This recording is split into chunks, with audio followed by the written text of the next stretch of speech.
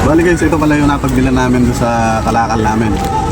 533. Ngayon, hindi tayo muna makakabili ngayon ng hamba dahil kulang tong napagbilan natin.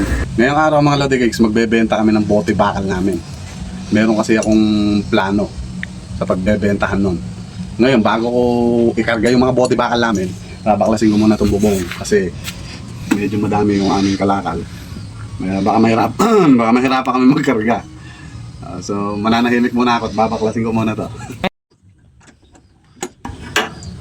Ay, puto. Kunwari guys, kaya ko mag-isa tanggalin. Prince!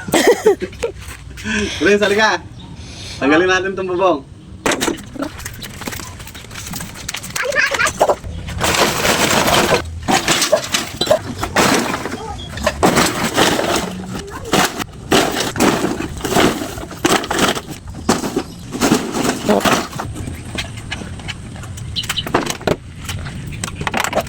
Tingin nga.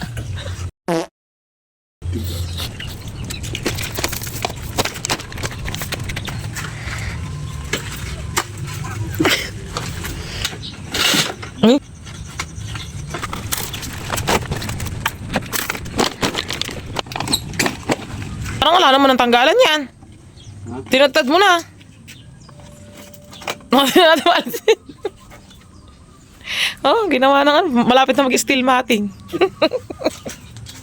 Sabi sigurado. Kaysa mamulot. Amin nan. Sanda. Mama, Ba't ba nakaganyan ka pa? Umihigpit pa pag nakaganon ka. Nakakahigpit ba yan? mama. Ay, ganun ba sabi? Okay na mga Lodi Cakes, ibabiyahin na namin to. Kaya lang yung mga yung mga naiiwan sa susunod na biyahe na lang yun. Hindi na kasi kaya. Napakataas na. Kasi hindi ko na makita yung kabila na to pagka nag-drive ako. Kaya yung mga kasalubong ko, tansyahan na lang. Bigat na yan. Pag may kumalabog, eh dinabangga. Ay, sayang. Mhm.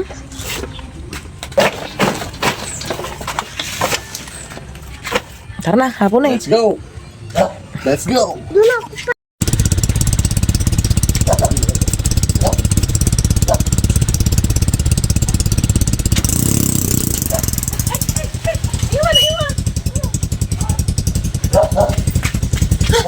Iwan ka pa ha.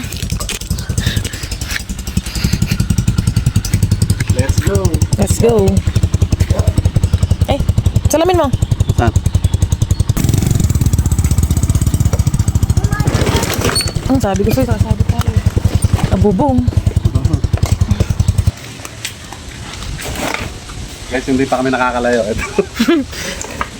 Nakukuha na, nabubuwag na.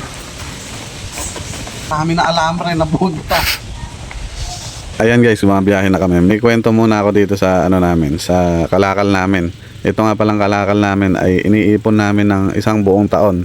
Kaya ganyan karami. Medyo mataas kasi yung presyo ng kalakal pagka rumekta ka sa junk shop. Pero kahit madami ang bote bakal plastic, konti pa rin ang pinagbibilin yan. Bumabawi na lang ako sa mga pinag-scrapan ko kapag may tanggap akong gate, rehas, saka trusses. Pagka kasi nakakakontrata ako, meron ako mga pinagputulan na bakal. Naiipon yun ng isang buong taon. Marami din yun mga Lodi Cakes. Parang nag-alkansya lang din ako Lodi Cakes kasi yung naiipon kong bakal umaabot din ng 30 to 40 kilos. Yun yung mga nakakaraan pa nun mga Lodi Cakes. Ito, medyo matumal yung bakal nito kasi hindi na ako gano'ng nakakatanggap ng kontrata. Ang plano ko nga pala mga Lodi Cakes dito sa pagbibilan ng mga kalakal ko ay bibili ko ng hamba sa kapinto ng kwarto namin. Di ba naalala nyo yung vlog ko na nag-aasinta ako ng hollow block sa division ng kwarto namin? Ops, teka muna mga Lodi Cakes. Pakinggan nyo muna yung inire-request ni Bossing.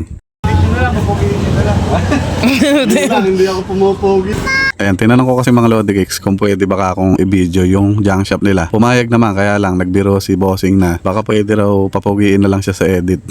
Ang sabi ko naman sa kanya, ako nga hindi kayang papugiin dito sa vlog eh.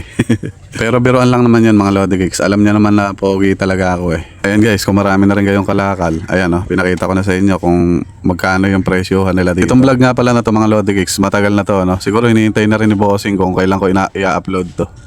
Bali guys, ito pala yung napagbilan namin doon sa kalakal namin. 533. Ngayon, hindi tayo muna makakabili ngayon ng hamba dahil kulang tong napagbilan natin. Pero meron pa naman tayo naiiwan doon sa dun sa amin na sa susunod siguro ibebenta namin. Doon ko palang i-upload yung pagbili namin ng hamba. So ngayon, magpapalit na muna ako kasi papasok kami dito. Nakakahiya naman kung suot ko ganito.